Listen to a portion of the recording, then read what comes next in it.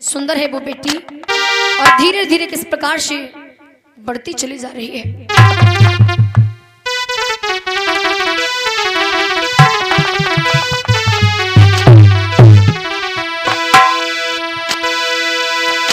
सुंदर रूप विशेष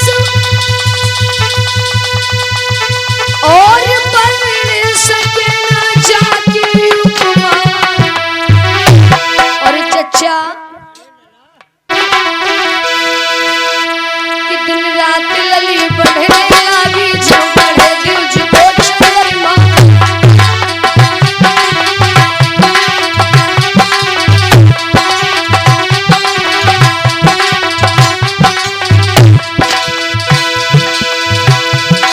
एक करो शोर गुल बंद सुनो ये रजनी जी की बात फूटे फूटे शब्दों में हाँ बट जा रहा कहानी को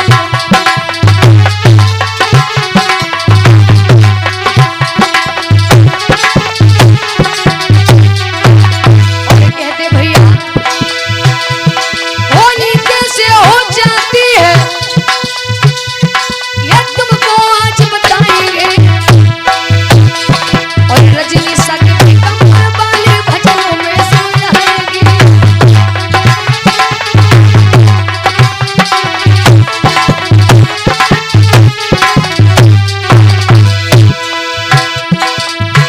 ओ माया के जाए लाल ठंड फेरी दे गई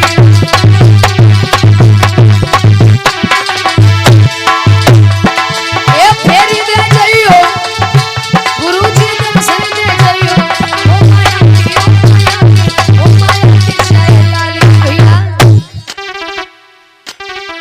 इधर जब बेटी समा धीरे धीरे बड़ी होने लगती है बाल्यावस्था को पार किया किशोरावस्था में आ जाती है।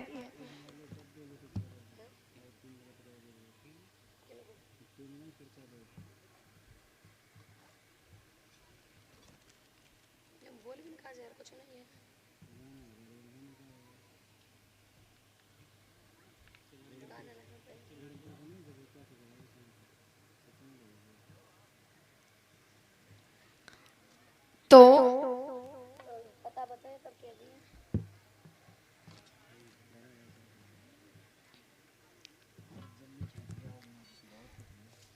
जब इधर बेटी समा किशोरावस्था में आ जाती है महाराज सेठ सिलोचन के यहाँ कोई भी किसी भी प्रकार की कमी नहीं। महाराज सेठ सिलोचन के महलों में एक पुष्पक नाम का माली साग सब्जियों और फलों फूलों को लेकर के आया करता था। माली पुष्पक के पास एक बेटा था जिस बेटे का नाम था सुधाकर।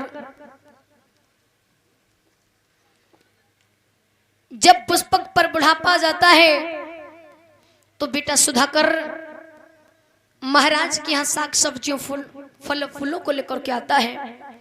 एक दिवस की बात सामान्य विचार किया पता नहीं कि हमारे महलों में एक ऐसा कौन सा वो लड़का आता है जो माली का काम करता है, देखने में बड़ा सुंदर है,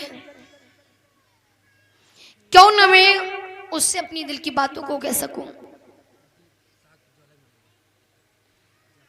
और ये 50 मुद्राओं का दान भैया प्रदीप साकी जी ज्वाला मढ़िया से ये 50 मुद्राओं का दान देकर सम्मानित करें तथा का शील प्रदान करें। सील हमेशा इनकी रक्षा करें।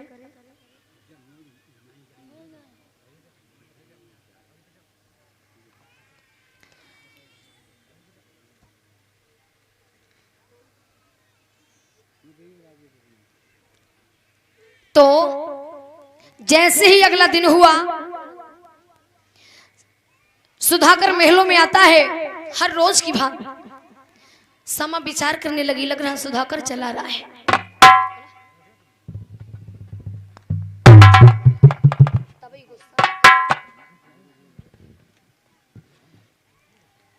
श्यामा ने जैसे ही सुधाकर को देखा लग रहा अच्छे फिर से आ गया है। सुधाकर साफ सब्जियों फलों फूलों को देख करके जैसे ही बाहर निकला, समा जा करके सुधाकर के पास पहुंच जाती है और सुधाकर से कहने लगती है, सुधाकर कहां जा रहे हो सुधाकर? सुधाकर कहने लगा, सामा मेरा हर रोज का काम, भला मैं कहां जा सकता हूं? उसी समय सामा ने सुधाकर की बाहों को पकड़ लिया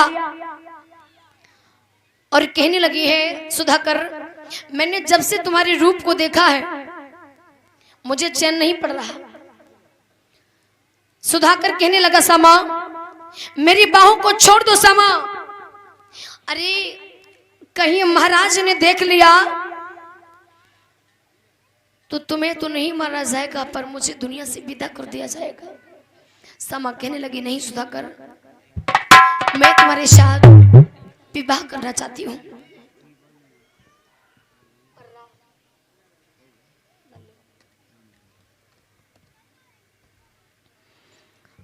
सुधाकर कहने लगता है, सामा अरे कहां तुम एक सेठ की बेटी और मैं कहां एक मालिक का बेटा? नहीं सामा, ऐसा नहीं हो सकता। धीरे धीरे एक दिन हुआ, 2 दिन हुए, कई एक रोज हो जाते। महाराज के किसी को सेवक ने सामा और सुधाकर में वार्तालाप होते हुए देख लिया।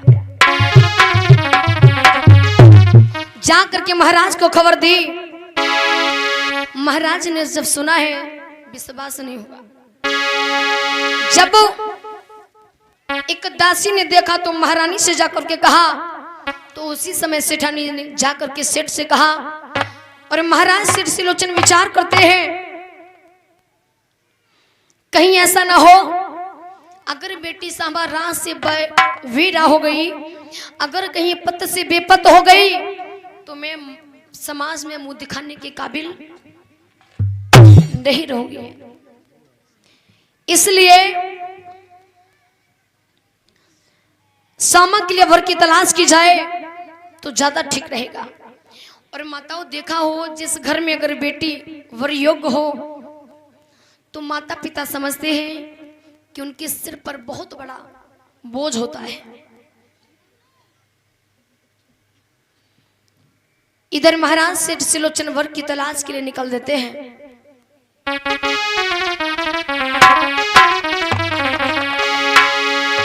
सुंदर घर वर देख के जब घर आए और ये खबर सामा को पता चली तो सामा ने सुधाकर के लिए पत्र लिखा है, सुधाकर कहां चले गए हो सुधाकर? और भैया तब तक होता ये है जब हर रोज वार्तालाप तो सामा और